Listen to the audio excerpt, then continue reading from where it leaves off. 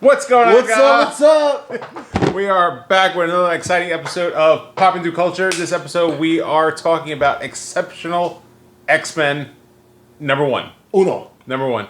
Uno. And we're going to do a quick review on this book. Mm-hmm. And because this ties into the other X-Men that are out there. Yes. That are going on. And we're going to talk about it, break that down. But before we do that, make sure you guys hit that like button.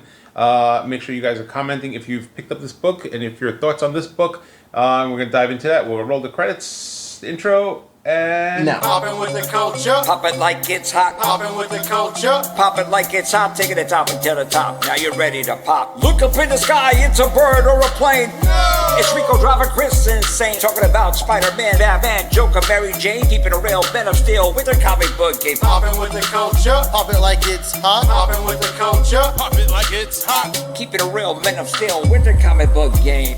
With their comic book game. With their comic book game. All right. We're back. First, I want to start off by saying this, Chris. We read Uncanny X-Men. Yep. Have you read X-Men? Yes. Yeah. And now we're about to do... Exceptional. Do you think they're 3 for 3? They got a full storyline out of it because they're all connected. Yeah, they're all intertwining into their book. Are you saying are they going to intermingle? No, they will intermingle. Yeah. They're going to cross over. Yeah. But coming from a person that kind of turned his back on X-Men because the storylines were just effed up. The artwork was still pretty cool, but it was just the writers got hired and fired. The artists got hired and fired. They always try to push agendas that had nothing to do with comics. Keep it in the... If I'm going to want to know about the outside world, I'll watch the news or jump on social media. If I'm going to dive into a comic, give me some comic stuff, you know? I'm going to say, it sounds like Trump's term. In and out. You suck. You fired. Oh, my goodness. Anyway. But, yeah. So, so far, in my opinion, X-Men is awesome. My opinion, Uncanny X-Men is better. Exceptional X-Men. I have not read it yet. You have. Yep. I know you read the other two. Yep. Do you think we got a three-way going? You think we got something that's gonna be good? Yeah, because it's the Golden Code. It's in 3-way. She forgot about the golden rule. Oh, anyway, sorry. But yeah, no, this book is, I would say this is probably one of the weaker of the books. Well, not really. Okay. Well, because this book really just surrounds Kitty Pryde, really. Mm-hmm. And then it follows this other girl, a mutant in the book. But like as far as the other books, you had the other characters, so you got to see the other characters going on and intermingling. Yes. With the other characters, whereas this one it's pretty much solo Kitty, and then you don't get till the end. You get Emma Frost at the end, Yeah. and then she's trying to reach out to figure out who she's going to create for the next roster of the X-Men or the Exceptional X-Men. And then so and on this cover you see all the different characters for this book where this is going to wind up being the team. But as far as this first book, you just get Kitty Pryde. So this picks up with Kitty Pryde in Chicago, where she's just a bartender. She's like, I don't want to deal with nothing because I look like a normal human being. I don't look like a crazy. What do they call them? The people in underground. I don't remember. Actually, I was thinking about something else when you said Kitty Pryde, bartender, moved up north. Umbrella Academy. Oh yes. Violinist. Yes. Moved up north. Yep. Bartender. Both played by the same character, same actor. Oh yes. Actor. It's Elliot Page. Yes. You gotta say Elliot Page is Elliot Page. Did they do that on purpose? Did they do that for that reason? I didn't even think of that. That's why I'm here. About time you brought something to the table. But anyway. Huh? Yeah. Right? Short box, that's what. Anyway. So Kitty Pryde's a bartender in Chicago, and she's just trying to like live life. And then I believe you get Miss Marvel. Miss Marvel's in it. With what's Miss Marvel's name? Cara Danvers. That's Captain Marvel. Miss Marvel. Oh, Kamala Khan. So it's not Miss Marvel. So it's another Indian looking. Ooh, you almost said the word. What? I don't know. What word? I just wanted to stir the pot. I don't know what you were gonna say, but you know you were gonna say something. Indian. She. Is she Yes. the purple hair chick? What purple hair chick? There's wow, Mister. I read the comic. There's- Psylocke? No, there's a purple hair. That's a totally different person. Oh, sorry. No, because Kitty maybe I wasn't paying attention. Sorry. Clearly, because you just kind of did one of these. I don't know. Anyway, Anywho, so Anywho. she has a roommate in Chicago, which I thought was Miss Marvel. 'Cause I was looking at their name, I was like, "Is this?" And then I realized it's Kamala Khan's is Miss Marvel, so not her, another Indian-looking chick. So anyway, so she's trying to like her friend's trying to like her roommate's trying to get her to go out, go hang out, and she's like, "No, I don't want to do that. Like, I got a date." She's like, "I really have a date," and so she winds up getting up, and the whole time she's talking to her cat, and then she goes out walking the streets, and she's talking to herself. I'm like, "Girl, who the hell are you talking to? People don't think you're crazy. Like, shut up." Like, Yeah. this needs like an inner monologue bubble, but she's straight up like talking, and you can see the voice bubble there, and she's talking out loud, walking around. I'm like, like a crazy lady. you better have a Bluetooth thing in your ear or something, some smart goggles where you're talking. So True. yeah, I so want those, by the way. That's a real thing. I know. Yeah. How come you don't have them? Because I'm poor. Anyway. So, maybe someone in the comments will send us a pair. We can, put them on, review them, and I don't know, just wander around and be like, look, I'm cool. Look at me. I wear my sunglasses and my phone on my face. On the inside. Anyway, so she's wandering around, and then she's supposed to be meeting up with this date, right? But she realizes she has the wrong date. It's the next day. So she winds up seeing this other concert. They were going to go. These kids are dressed up in all these colorful outfits and rainbow outfits and everything. And then so she sees this girl is trying to get into this concert, and the bouncer's like, "You can't come in." And she's like, "Well, I got tickets." And I thought it was like a race thing because she looked like an old person. She was a black young girl, and she Yeah. has like these purple dreads. That's what so. I'm And I talking kept going back, and I'm like, so I went to the next page because she pushed her, like, "Don't touch me," and like, "You can't come in." And so I went back. I'm like, she's not drawn with some extremities. She's not drawn with like that she would be a mutant. That she's being, racially profiled as a mutant. Yeah. But I don't know because her friend, one of the friends was black also. So I was like, and the bouncer was black too. So I was like, so it's not a racial thing. Well, So I don't know what the issue why she couldn't get in because she had a ticket. Her friends are going in, and the friends are like, "Deuces, we're gonna go to the concert." Like that's one of the things that I wanted to talk about in the comic book. I wish I remembered her name. I don't remember her name. The black chick with dreads. I don't remember her name. But the artist they drew the people of color. They drew the people that have ethnicity. They drew them well, very well. Yeah. I remember for the longest time you saw Storm, and she she looked like a white woman with brown skin. But then nowadays they're starting to draw with more crink, more curl, more volume to her hair. Yeah. Not just a bush that flows down. Like she looked basically like Rogue, but in a different outfit, in a different color. And they made it a point in this, and especially in Chicago, in this particular bar, and in that setting, they made the people of color look like what they should look like. And I think that's a beautiful thing that an artist can do that and be tasteful with it. Yeah. Because, back in the 60s and 70s, they always stereotyped. But now it's like, obviously, you can't do that now. You could, but, I think it was just a really cool concept that they made of that person look like how she's supposed to look. Yeah, I think the way she's drawn, I think they drew her a very beautiful young girl, and she just has purple hair, which is cool. Yeah. It's cool to see. And which you're talking about, like art style and really getting into like the tones of the person, which was interesting. I noticed that how they drew Kitty is she's much older now. Yeah. Where she's not young anymore, which is we don't get to see that often enough in comics where you see the characters aging. Where because you like a lot of characters stay the same age for like 30 years. Yeah. Until like all of a sudden look.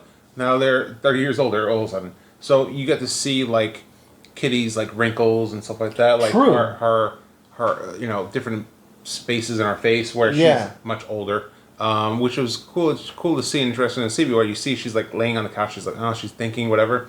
And it's like, they actually aged her. So because you don't get that young Kitty Pryde anymore. So because that's at the beginning of the book, she's called by her full name. She's being called, I think, Catherine, right? And then towards the end of the book, she was like, "Call me Kitty," Yeah. right? Which is like our younger name, like, me calling myself Christopher as an adult, but then I'd be like, just call me Chris, right? Where everyone just calls me Chris anyway. I don't got that problem. Right. Yeah. Just Rico. So Rico, that's it. Just that. Anyway, so you get the so Kitty's like, oh, I don't want to be involved with this. Before I would have just jumped into it, but then she's walking away. She's like, I'm out. Let's go. I'm not gonna deal with this. And then you hear a gunshot go off, and she's like, oh, Chicago. She's like, oh crap, now I gotta go do something now. So she throws herself into it. She goes, grabs the girl, and then escapes, starts phasing. They phases into the concert. She's like, oh, wow, I'm finally into the concert. And she's like, no, we need to keep moving. So they keep running. They're on the run for a little bit.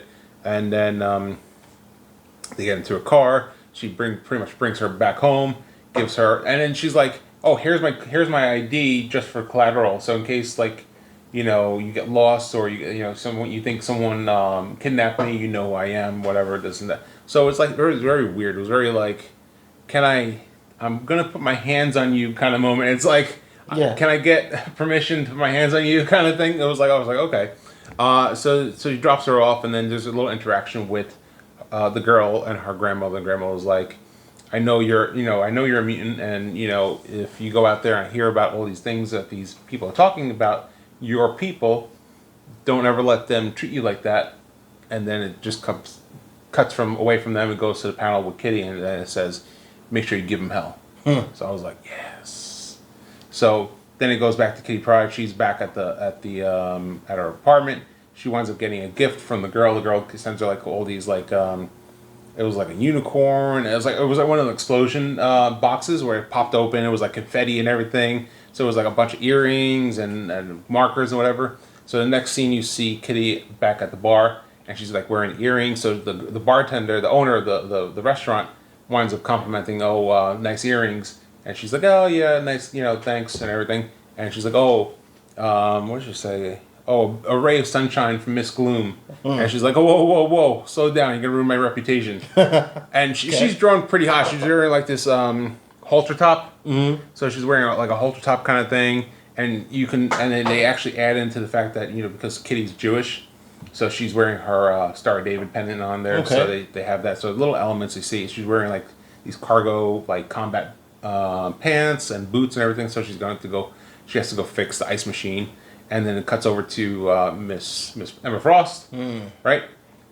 And then so she's trying to figure out who to recruit for the roster. So she talks about Bobby Drake. She talks about Aurora. She talks about a bunch of different characters. And she goes like, what's this? Kitty.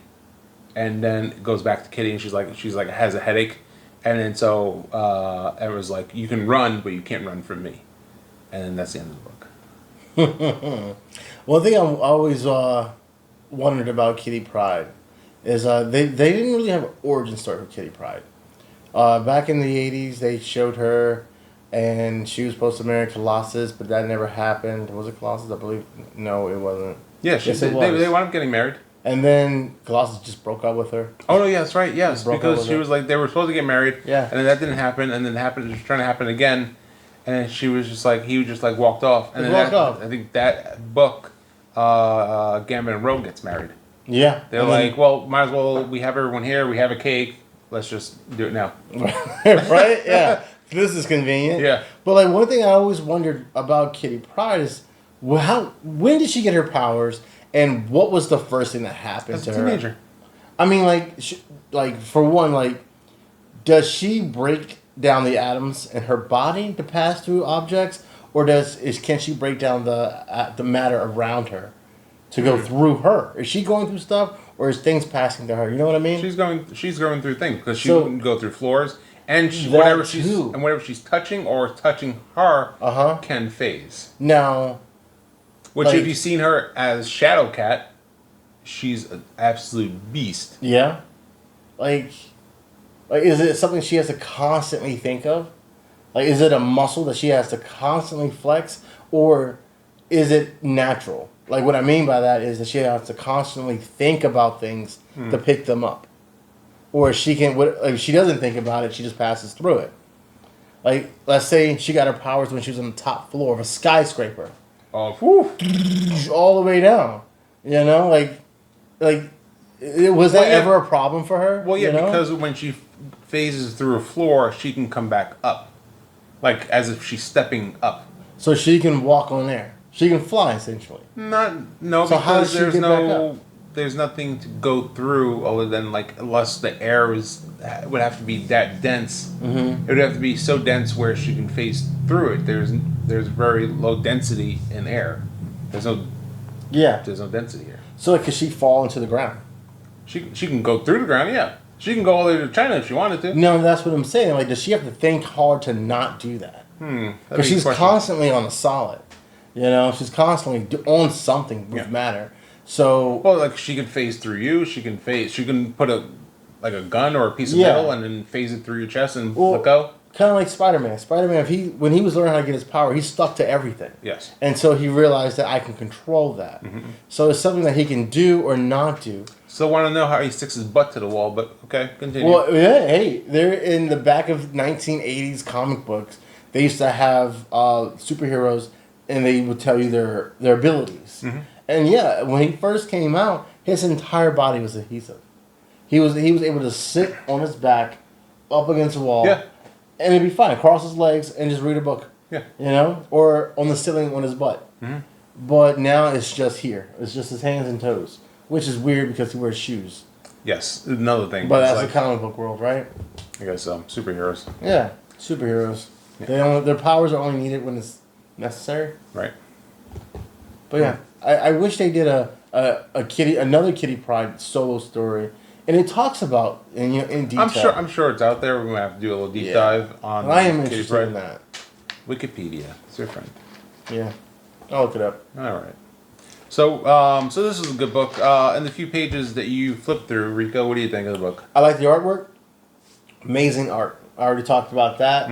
From what I read about the first page, the summary is I'm looking forward to actually diving into this in detail and see what's going to happen based off what you told me. The next issue too. Yeah. It looks pretty cool, and I also want to make sure this X-Men, Exceptional X-Men, and Uncanny X-Men. I want to make sure that's a part of my collection, and I want to keep in tune on what's going on with this series, because obviously, the further they go into, eventually they're going to cross over, and once they get to that, and you're not reading it by now, you're going to be lost. Like, might as well jump on it while everything is either on issue 1, 2, or 3. That's where they're all out right now. I think X-Men is on issue 3.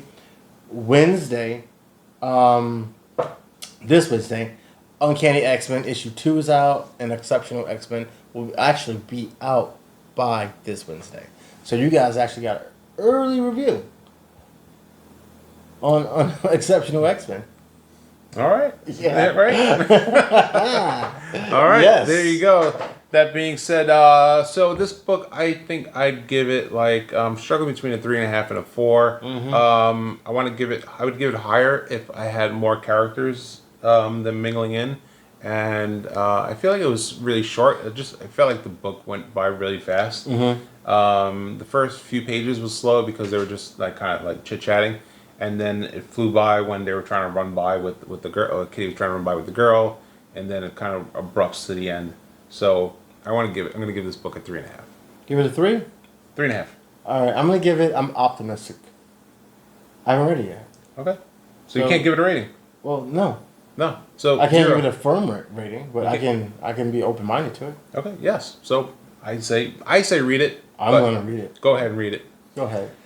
That being said, guys, of course, this is a conversation between us and you. Leave a comment down below if you, of course, you Secrets. picked this, if you read this book. What are your thoughts on it? Do you plan on picking up the next issue of Exceptional X-Men number 2? Yes. That being said, guys, make sure you guys give us a good thumbs up if you like this video, if you appreciate what we're doing here on this channel, and make sure you guys are subscribing. And until next time, guys, I'm Chris, And I'm Rico. and we are. Popping through culture. Until next time, guys. Peace.